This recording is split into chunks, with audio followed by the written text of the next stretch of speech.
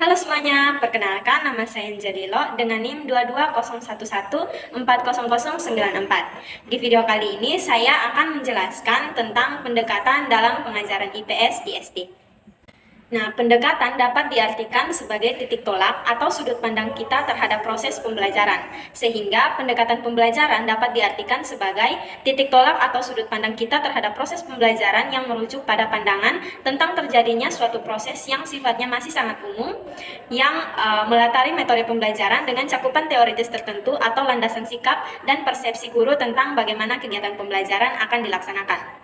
Nah, pendekatan pembelajaran dalam IPS yang pertama ada pendekatan lingkungan, yaitu pendekatan yang mengajarkan peserta didik untuk bermasyarakat perlu memperhatikan lingkungan sebagai topik kajian, baik lingkungan sosial budaya maupun lingkungan fisik. Yang kedua ada pendekatan konsep, yaitu pendekatan yang menekankan bahwa pemahaman konsep sangat mempengaruhi perilaku peserta didik. Contohnya seperti konsep kesejahteraan, demokrasi, kerjasama, tanggung jawab, dan lain-lain yang merupakan konsep yang harus dipahami peserta didik, bukan hanya dipahami tapi dapat dilakukan.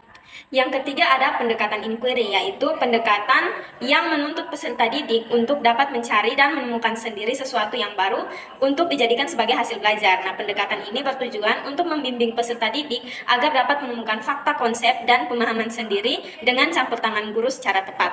Yang keempat ada pendekatan keterampilan proses, yaitu pendekatan yang bertujuan untuk menumbuhkan keterampilan yang berkaitan dengan suatu proses tertentu yang perlu dilatih.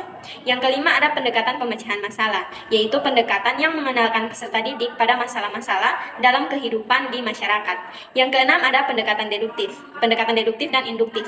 Pendekatan induktif sendiri diawali dari mengemukakan kenyataan-kenyataan yang ada dalam masyarakat berupa fakta dan datanya, sedangkan pendekatan deduktif diawali dari konsep-konsep yang telah dipahami oleh peserta didik, kemudian dicarikan contoh-contoh fakta dan data pendukungnya di masyarakat.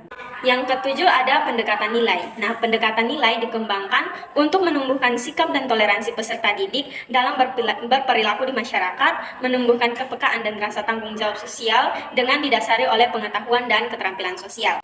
Berikutnya ada pendekatan komunikatif, yaitu pendekatan yang mengutamakan efektivitas komunikasi guru dengan peserta didik. Yang berikut ada pendekatan kesejarahan, yaitu pendekatan yang mengungkap peristiwa masa lalu yang bisa dijadikan contoh bagi peserta didik, sehingga peserta didik bisa mengambil makna dan hikmahnya dari peristiwa masa lalu tersebut. Yang selanjutnya ada pendekatan tematik, yaitu pendekatan yang dikembangkan untuk memberikan wawasan peserta didik yang komprehensif terhadap tema yang ditampilkan. Misalnya tema lingkungan hidup, hasil pembangunan, demokrasi, dan sebagainya yang bisa dikembangkan pada pemahaman peserta didik yang lebih komprehensif.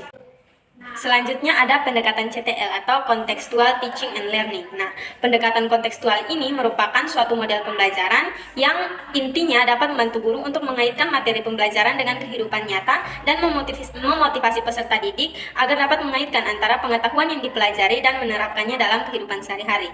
Selanjutnya ada pendekatan berbasis proyek, yaitu pendekatan yang di mana peserta didik dalam proses belajar dapat memecahkan suatu permasalahan menggunakan prosedur yang membutuhkan kemandirian.